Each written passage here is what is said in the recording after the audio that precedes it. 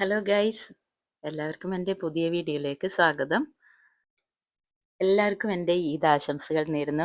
ഗൾഫിലുള്ള എല്ലാവരും ഇന്നാണ് പെരുന്നാൾ ആഘോഷിക്കുന്നത്. അവർക്കെല്ലാവർക്കും ഈദ് ആശംസകൾ. അതുപോലെ നാട്ടിലുള്ള നമ്മുടെ എല്ലാവർക്കും ഈദ് ആശംസകൾ നേരുന്നു. അപ്പം ഞാൻ ഇന്നൊരു ബീഫ് ബിരിയാണി ആയിട്ടാണ് വന്നിട്ടുള്ളത്. ഇപ്പം എല്ലാവരും മന്തിയും പിന്നെ അതുപോലെ കബ്സ ഇങ്ങനെയുള്ള ചോറുകളെല്ലാം കൂടുതലും പെരുന്നാളിനൊക്കെ ഉണ്ടാക്കിയെടുക്കുന്നത്. എന്നാലും പഴയ ഒരു തനിമ നമുക്ക് കാത്തു സൂക്ഷിക്കാൻ വേണ്ടിയിട്ട് തന്നെ നമുക്കൊരു ബീഫ് ബിരിയാണി തയ്യാറാക്കിയാലോ.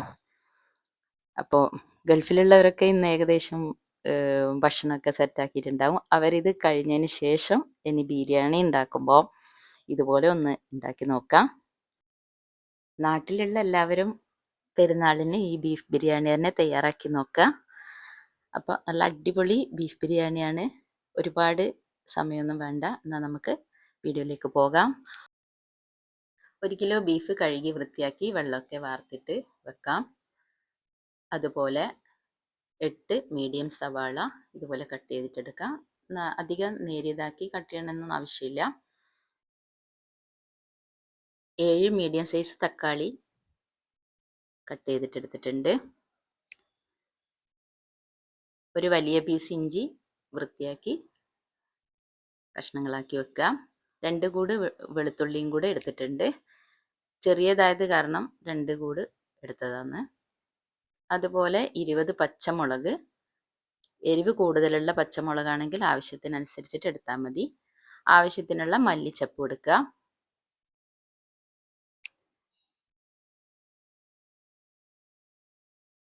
പുതിന ഞാൻ ഇത്ര മാത്രമേ എടുത്തിട്ടുള്ളൂ, ഒരുപാട് എടുക്കുന്നില്ല.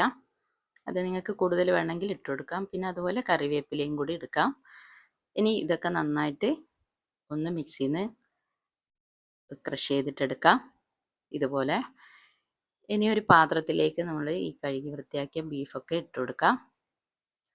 സവാള ഇട്ട് കൊടുക്കാം, തക്കാളി ഇട്ട് കൊടുക്കാം, പിന്നെ വെളുത്തുള്ളി, ഇഞ്ചി, പച്ചമുളക്, കറിവേപ്പില, പുതിന, ആവശ്യത്തിനുള്ള ഉപ്പും കൂടെ ചേർത്ത് കൊടുക്കാം.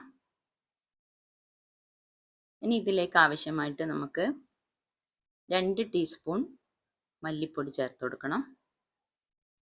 1/2 ടീസ്പൂൺ മഞ്ഞൾപ്പൊടിയും കൂടെ ചേർത്ത് കൊടുക്കാം.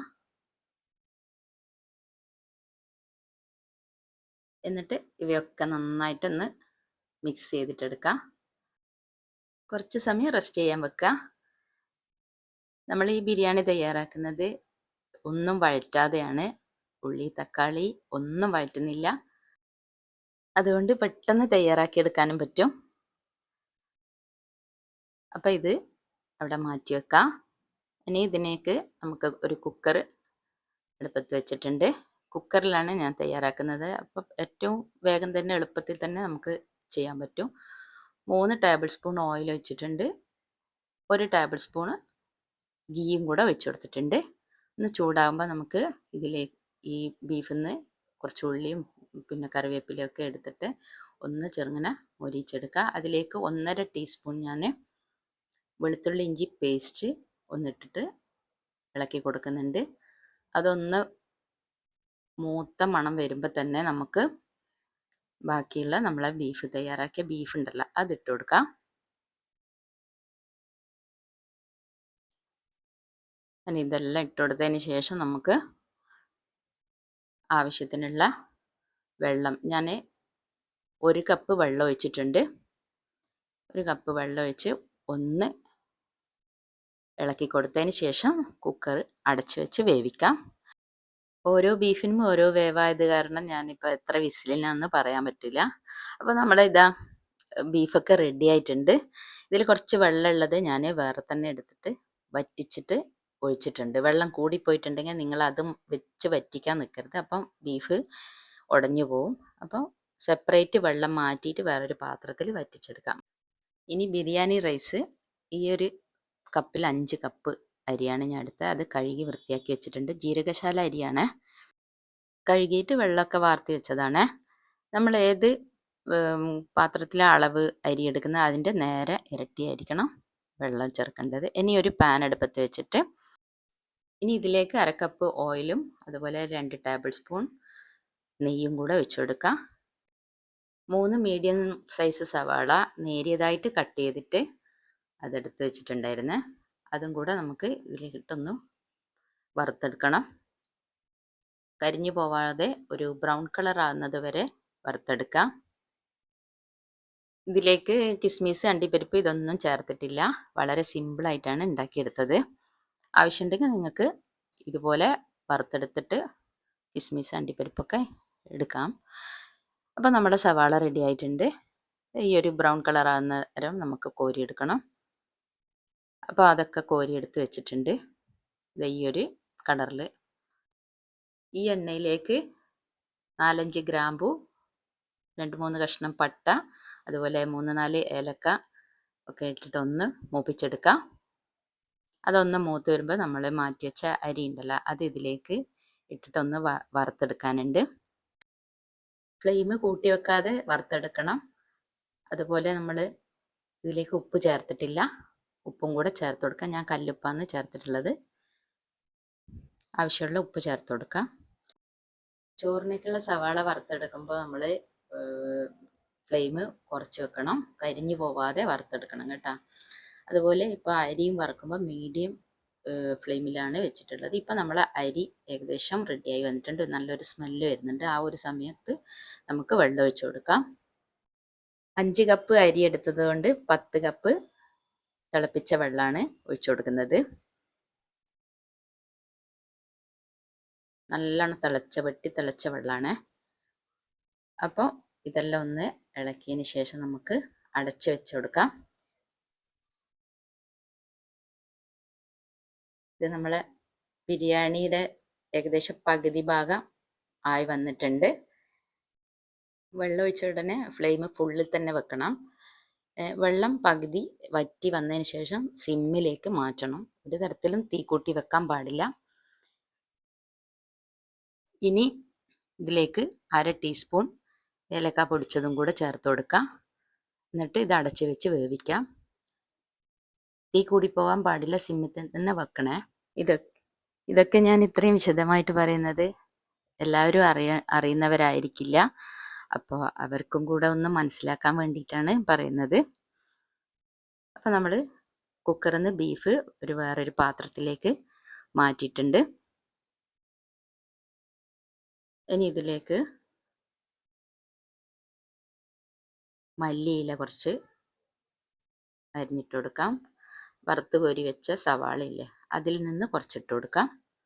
ഒരു ചെറിയ ചെറുനാരങ്ങ പിഴിഞ്ഞിട്ട് അതും കൂടെ ഒഴിച്ചു കൊടുക്കാം. 1/2 ടീസ്പൂൺ ഗരം മസാലയും കൂടെ ചേർത്തിട്ട് ഇതെല്ലാം ഒന്ന് മിക്സാക്കി എടുക്കാം. അങ്ങനെ നമ്മുടെ ചോറ് കറക്റ്റ് പാകത്തിന് വെന്ത് കിട്ടിയിട്ടുണ്ട്. അപ്പം നല്ല അടിപൊളിയായിട്ട് കിട്ടിയിട്ടുണ്ട്. ഇനി ചോറ് ദമ്മിലേക്ക് മാറ്റാം.